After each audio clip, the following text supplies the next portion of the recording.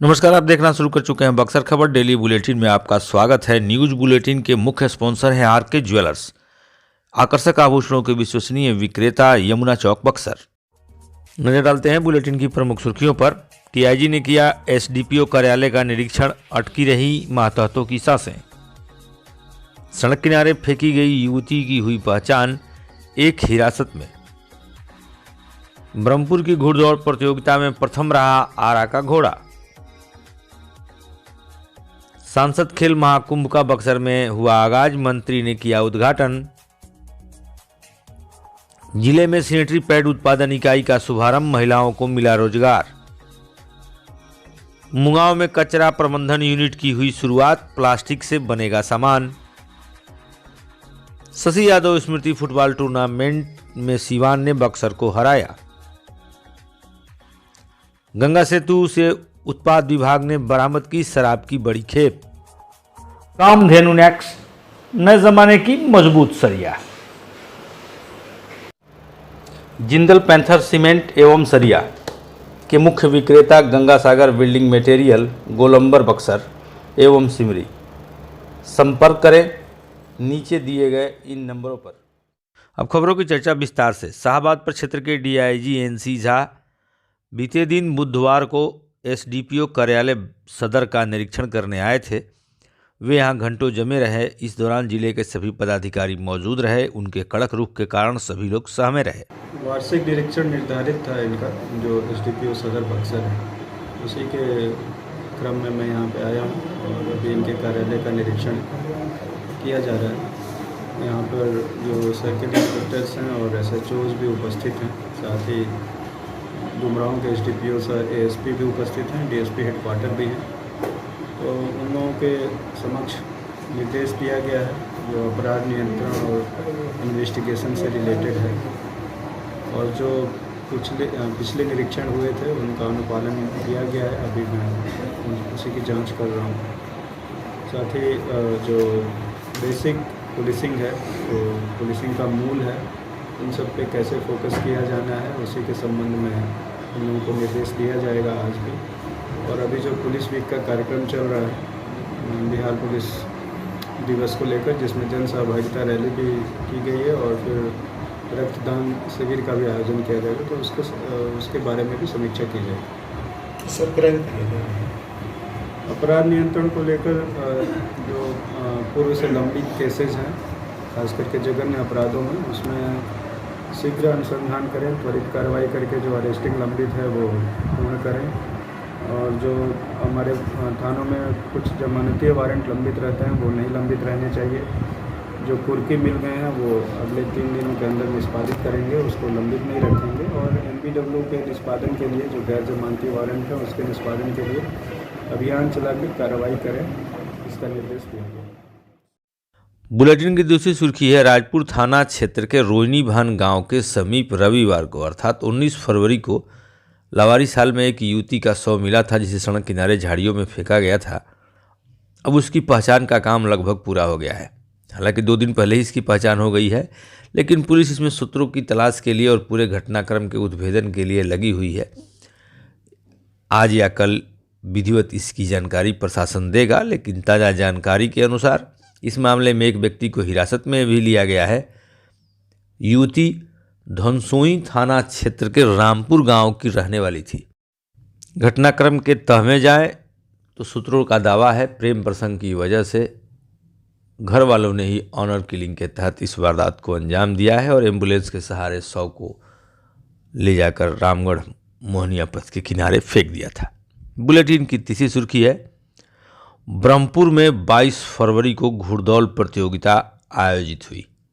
वहाँ चल रहे फगुनी शिवरात्रि मेले के समापन पर प्रत्येक वर्ष घुड़दौड़ प्रतियोगिता आयोजित होती है। इस वर्ष आरा के हरे राम सिंह जो झोवा के मुखिया हैं, उनका घोड़ा रॉकेट प्रथम रहा। सूचना के अनुसार सिंकू मिश्रा रोहतास का घोड़ा द्वितीय, बलिया के रहने वाले आशीष सिंह का घोड़ा तृतीय, सिवान के रहने वाले प्रवीण का घोड़ा चौथे स्थान पर रहा। इस दौरान आयोजक समिति ने ब्रह्मपुर के विधायक शंभुनाथ यादव, डुमरांव के विधायक अजीत कुशवाहा को आमंत्रित कर रखा था। इन लोगों ने विजयी घोड़े और उनके सवारों को पुरस्कार प्रदान किया। बुलेटिन की चौथी सुर्खी है, शहर के ITI मैदान में सांसद खेल महाकुंभ का आगाज बुधवार को हो गया। स्थानीय सांसद से केंद्रीय राज्य मंत्री अश्विनी चौबे, श्रेयसी सिंह पूर्व स्पोर्ट्समैन भी रह चुकी हैं और राज्य की भाजपा विधायक हैं, वे भी इस मौके पर मौजूद रहीं और एथलेटिक्स प्रतियोगिताओं में बेहतर प्रदर्शन करने वाले खिलाड़ियों को इन लोगों द्वारा सम्मानित भी किया गया। यह प्रतियोगिता 5 मार्च तक चलनी है। बुलेटिन की 5वीं सुर्खी है, जिले में अब सैनिटरी पैड की उत्पादन इकाई स्थापित हो गई है। बीते दिन जीविका के मुख्य कार्यपालक पदाधिकारी सह आयुक्त मनरेगा राहुल कुमार सिंह, जो भारतीय प्रशासनिक सेवा के अधिकारी हैं, जिला मुख्यालय पहुंचे थे। जिलाधिकारी अमन समीर, DDC महेंद्र पाल के साथ उन्होंने चौसा के बनारपुर में सैनिटरी पैड इकाई का शुभारंभ किया, जिसकी लागत लगभग 56 लाख रुपए है। 30 लाख रुपए SGVN ने मदद के रूप में दिए हैं, जबकि बाकी के शेष 26 लाख रुपए जीविका के तहत इसमें दिए गए हैं और उसी से यहाँ महिलाओं के लिए सैनिटरी पैड, आप समझ सकते हैं, इसको लेकर के इन पदाधिकारियों ने लंबी बातें भी की और जानकारी भी दी। लोग झिझकते हैं इस पर बात करते हुए। इसी की जानकारी देने के लिए समारोह सभा कक्ष में जीविका दीदियों, महिला पदाधिकारियों और किशोर स्कूल से जुड़ी हुई छात्राओं को भी आमंत्रित किया गया था। उन्हें इसकी व्यवहारिक जानकारी दी गई। यह एक शारीरिक प्रक्रिया है और इसके दौरान स्वच्छता बहुत ही अहम हो जाती है और यहीं की गई लापरवाही भविष्य में जानलेवा हो जाती है। बहरहाल उस पर हम आगे चर्चा करेंगे। फिलहाल आप यहाँ राहुल कुमार जी की बातें सुने।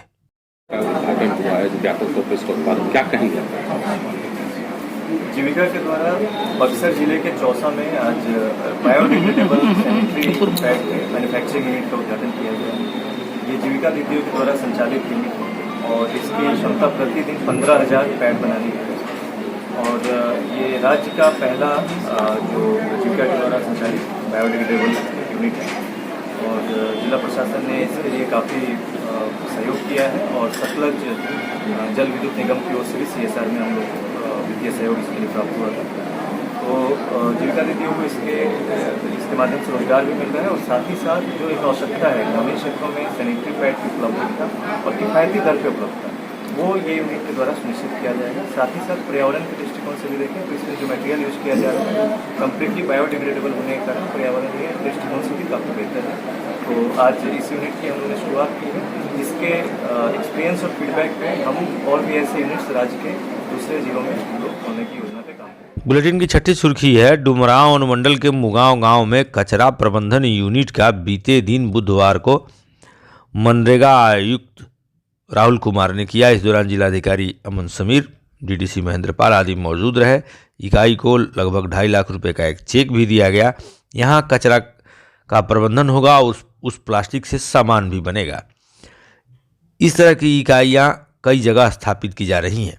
बुलेटिन की 7वीं सुर्खी है, शशि यादव स्मृति फुटबॉल टूर्नामेंट जो किला मैदान में पिछले 3 दिनों से चल रहा था, बीते दिन संपन्न हो गया। इस दौरान राजद के पूर्व विधायक भाई दिनेश, डुमरांव के विधायक अजीत कुशवाहा, जदयू नेता विनोद कुमार आदि लोग मौजूद रहे। प्रतियोगिता में सिवान ने बक्सर को हराकर खिताब पर कब्जा कर लिया।